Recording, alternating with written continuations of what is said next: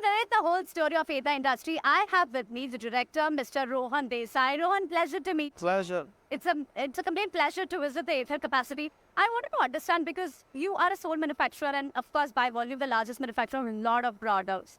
But is there a concentration risk because your major of the revenues come from 70% of your revenue comes from only the top 20 clients? Is there a potential risk? It was a potential risk, but now we have identified that risk and are mitigating that. Sure. So we have introduced 5 more products this year, that is last financial year, and this brings in new customers. And during our discussions or investor meetings or our discussions on quarterly presentations, we have showcased that we have mitigated that risk. Rohan, this is your first elaborative interview ever since you guys have listed. How has been the growth story so far? Interesting. We did not have time to think. We are here since inception, since last 10 years now, and so we were busy growing the company from the scratch. We started from home, this whole company, and from zero people team, and that's what we were doing. So we were quite busy in this, and so we did not have time to think. I see an intense capacity unit. I barely can understand what all it is. But I'm sure the way the pace the specialty chemical industry is growing, it's immense. It's more than 11%, which is assumed Right. by the industry experts. But then since your major of the portfolio is towards pharma sector, Right. you have a concentration towards oil and gas and agro, plus to some part of photography also. But then isn't that sluggish demand from domestic pharma industry a concern?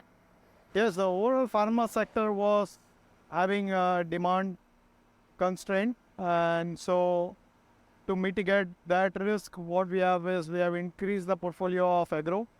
And as for March ending 2023, we are only 45% as pharma now, Okay. and 35% approximately as agro. So we're increasing and balancing out both of this. Also, what we are increasing is material science division, a segment which is more important to us now, and that is how we are looking at it. So we want the equal distribution in future on all these 3 segments, Sure. respectively. So now since your third plant is already in place, and I think you've bought a land parcel also for fourth, how much is the additional capacity Street can expect from once we both are operational? The capacity is, so if you see the land size, we have doubled site 3 already in terms of the land, and site 3 is comparable to site 2 as of today in terms of the land. In terms of site 4, we are 1.8 times of site 2. So which enables us to give huge capacity out there, which is quite interesting. So we are looking at 2.8 times of the capacity of site 2, which will be coming online or which is already online. Sure. Partial of it is already online. So Aether has its niche in contract manufacturing, that's the CRAM service, but then they do have a very advanced R&D facility. Let's explore their R&D facility, and with me will be another director, Mr. Aman Desai.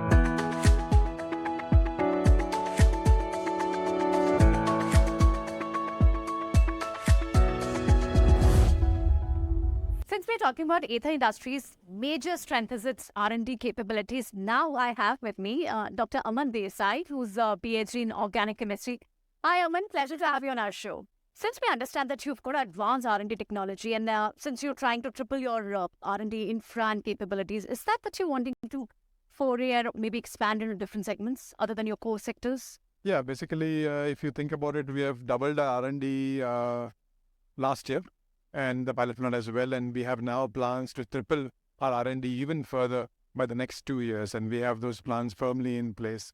If you look at our overall distribution of revenues today, 40% is pharmaceuticals, 35 is agrochemicals, and 25 is non-pharma, non-ag, which is material sciences and oil and gas. And so with this expansion and push into further R&D and pilot plant, we already have the world's largest pilot plant, and we are building an even further additional pilot plant. And so with this foray into expansions, aggressive expansions in our R&D and pilot plant, the goal is to basically diversify and even out the pie completely into equal pharma, equal ag, and equal other segments which are material sciences and oil and gas. In fact, additives. we can see that step where you've recently now partnered with the Aramco also. Yes. That's the global major, Saudi's global major. And of course, this will also add an additional revenue for you. Say, investors are even estimating it can be around 200 crores annually. So the main goal is to even take out from the cost trend, like pouring into X Pharma, X Agro.